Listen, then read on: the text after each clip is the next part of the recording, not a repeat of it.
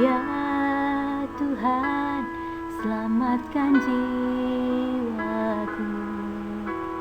Bagi Dia pujianku tak dapat ku balas kasih-Nya. Dia angkat ku jadi anak-Nya. Beri damai di dalam hatiku. Bagi Dia sembahku, hanya Dia segalanya bagiku.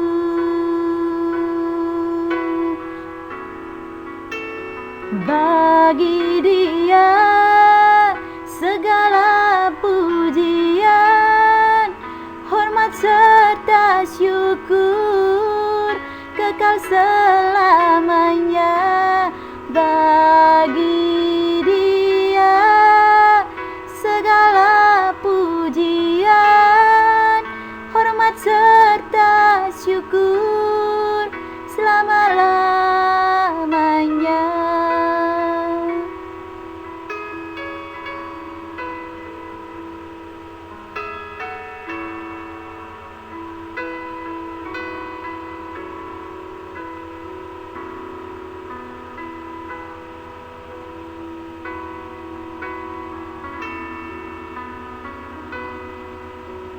Dia angkat ku jadi anak-Nya. Beri damai di dalam hatiku. Bagi Dia sembahku, hanya Dia segalanya bagiku. Bagi Dia segala pujian, hormat serta syukur kekal selamanya. Bagi Dia segala pujian, hormat serta syukur selama-lamanya.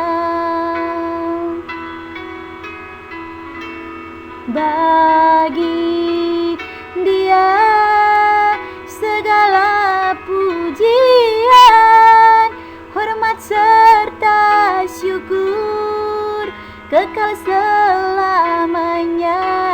Bagi Dia segala pujian,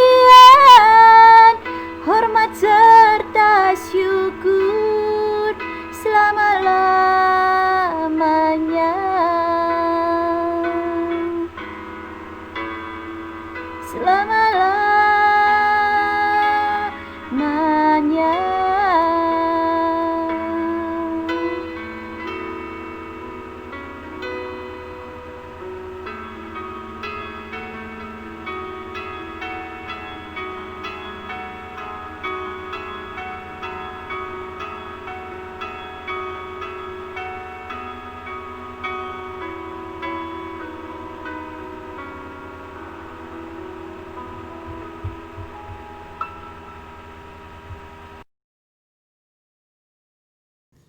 Kita berdoa. Terima kasih Bapa untuk segala berkat-Mu yang menyertai kami. Hingga pada saat ini kami boleh mengikuti pembelajaran ini ya Tuhan. Untuk itu ya Allah, di dalam memulai sampai nanti mengakhirinya, kiranya kuat kuasa dari Roh Kudus Tuhan Yesus menyertai kami semua, sehingga kami bisa mengikutinya dengan baik. Terpujilah Engkau ya Tuhan, sekarang kekal sampai selama-lamanya. Di dalam satu nama terindah, nama Tuhan Yesus Kristus kami berdoa. Amin. Anak-anak semua, pada zaman Yesus, penyaliban merupakan bentuk hukuman mati yang diberlakukan oleh pemerintah Roma. Hukuman ini dilakukan dengan cara mengikat dan memaku seseorang yang dianggap bersalah pada kayu salib. Yang disalibkan biasanya penjahat kelas berat, budak yang melakukan kesalahan, dan para pemberontak. Intinya, orang yang disalibkan itu adalah orang yang memiliki kejahatan yang luar biasa. Waktu itu, serdadu-serdadu membuat sebuah kayu salib besar. Mereka memikulkan salib itu di pundak Yesus. Yesus harus memikulnya. Lalu serdadu-serdadu itu membawa Yesus pergi. Imam-imam besar dan semua orang banyak mengikuti. Mereka turun ke jalan-jalan Yerusalem. Mereka pergi keluar kota, melewati gerbang kota, hingga tiba di sebuah bukit kecil. Perjalanan yang berat itu membuat Yesus kelelahan. Salib itu berat. Yesus tidak sanggup memikul salib itu ke atas bukit itu. Serdadu-serdadu itu tidak mau memikul salib itu. Imam-imam kepala tidak mau memikul salib itu. Lalu mereka berpapasan dengan seseorang. Ia datang dari luar kota. Namanya Simon. Serdadu-serdadu itu menghentikan Simon dan memaksa Simon memikul salib Yesus. Mereka naik ke atas bukit. Makin lama, makin banyak orang yang datang mengikuti Yesus. Beberapa sahabat Yesus juga datang. Mereka sangat sedih. Akhirnya mereka sampai di puncak bukit. Simon meletakkan kayu salib di tanah. Serdadu-serdadu membaringkan Yesus di kayu salib dan memaku tangan dan kakinya ke kayu salib itu. Yesus menerima semua penderitaan itu. Ia diam dan tidak membalas. Tetapi Yesus mendoakan serdadu-serdadu itu. Yesus berdoa, "Bapa, ampunilah mereka, karena mereka tidak tahu apa yang mereka lakukan." Para serdadu itu tidak tahu bahwa Yesus adalah Sang Raja besar yang datang dari Allah. Serdadu-serdadu menggali sebuah lubang di tanah. Mereka menancapkan salib di lubang itu. Semua orang melihat Yesus tergantung di kayu salib itu. Imam-imam kepala mulai mengolok-olok Yesus. Mereka berkata, "Jika benar Engkau anak Allah, turunlah dari kayu salib itu." Namun Yesus tidak turun. Yesus tetap di kayu salib. Ia tetap di kayu salib untuk menebus dosa-dosa kita. Lalu sesuatu yang aneh terjadi. Matahari yang sedang bersinar tinggi di langit tiba-tiba menjadi gelap. Seluruh angkasa raya menjadi gelap. Di bukit kecil itu, siang hari berubah menjadi malam. Orang-orang menjadi takut. Mereka tidak berani mengolok-olok Yesus lagi. Selama 3 jam, Allah menjauhkan sinar itu. Dari kegelapan itu, Yesus berseru kepada Allah. Orang-orang mendengarnya dan mereka gemetar. Akhirnya sinar matahari kembali lagi. Yesus berkata, "Sudah selesai." Lalu Yesus wafat. Ia menyerahkan nyawanya kepada Allah. Pada waktu Yesus wafat, Allah mengguncang kota Yerusalem. Orang-orang ketakutan dan bergegas pulang ke rumahnya. Komandan pasukan serdadu berkata, "Sesungguhnya lah orang ini anak Allah." Pengorbanan Yesus telah selesai. Ia telah menebus dosa-dosa kita. Nah, anak-anak, jadi memang hari ini kita belajar tentang pengorbanan Yesus Kristus. Seperti yang sudah Ibu jelaskan tadi, bahwa Tuhan Yesus itu berkorban, memberikan nyawanya untuk menyelamatkan kita manusia. Nah, sekarang Ibu mau bertanya, Apa itu sebenarnya berkorban? Berkorban menurut Kamus Besar Bahasa Indonesia berarti menjadi korban, menderita rugi, atau menyatakan bakti.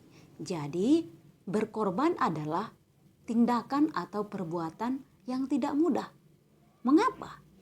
Karena syarat utama sebuah pengorbanan adalah kerelaan untuk memberi. Ada sesuatu yang harus kita berikan atau korbankan bagi orang lain. Yesus mau mengorbankan dirinya untuk disiksa, dihina, bahkan hingga mati disalibkan. Mengapa?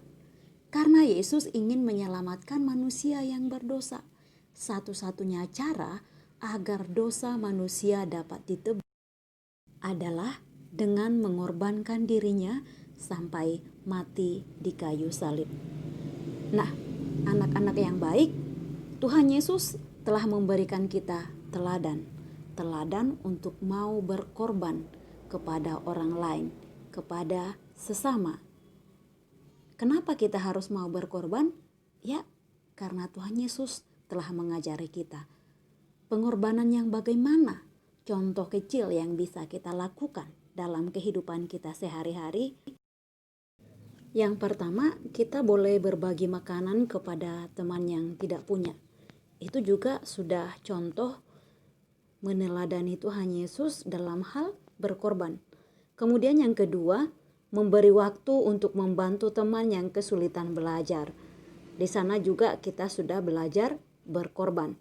Atau yang ketiga, memberi waktu dan tenaga untuk membantu orang tua menyapu rumah. Jadi dengan membantu sesama pun sebenarnya itu sudah berkorban. Kita sudah meneladani Tuhan Yesus yang mau berkorban. Ayat hafalan kita minggu ini diambil dari Yesaya pasal 53 ayat 5. Tetapi dia tertikam oleh karena pemberontakan kita, dia diremukkan oleh karena kejahatan kita.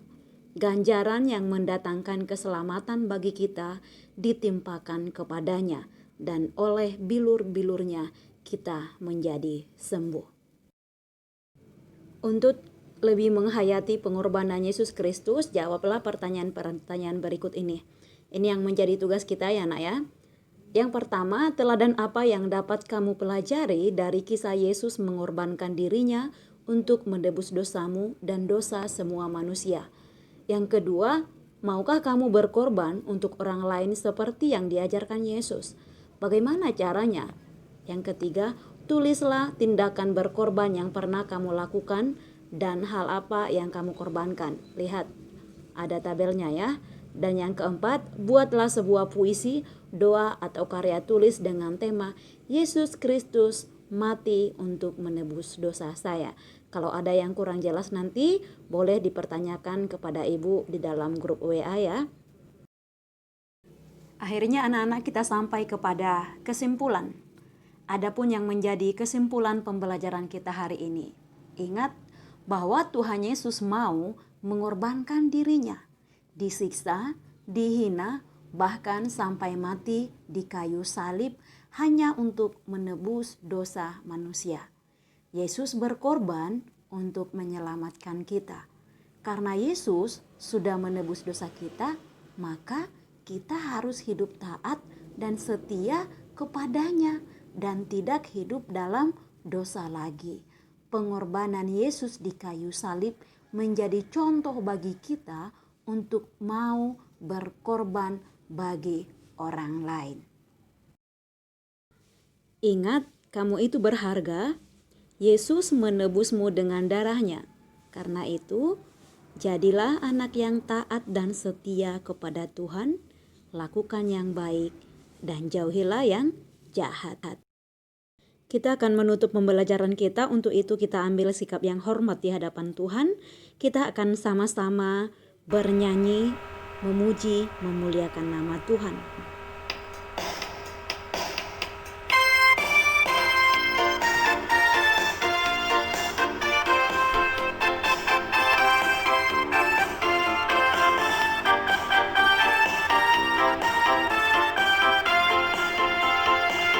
tiada ku ragu lagi untuk mengikutmu Yesus. Tiada ku ragu lagi untuk melayanimu. Walau banyak rintangan dan badai pun menerjang, tiada ku ragu lagi untuk selamanya.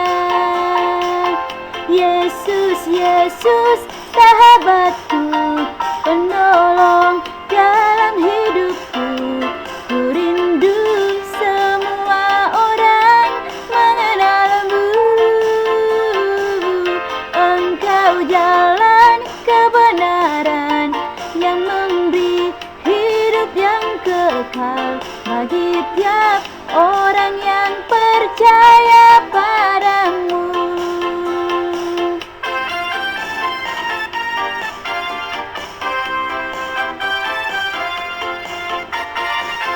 Tiada ku ragu lagi untuk mengikutmu Yesus. Tiada ku ragu lagi untuk melayanimu. Walau banyak rintangan dan badai pun menerjang, tiada ku ragu lagi untuk selamanya. Yesus, Yesus, sahabatku, penolong dalam hidupku. Ku rindu semua orang mengenalmu. Engkau jalan kebenaran dan memberi hidup yang kekal bagi tiap orang yang percaya padamu. Tiap orang percaya padamu.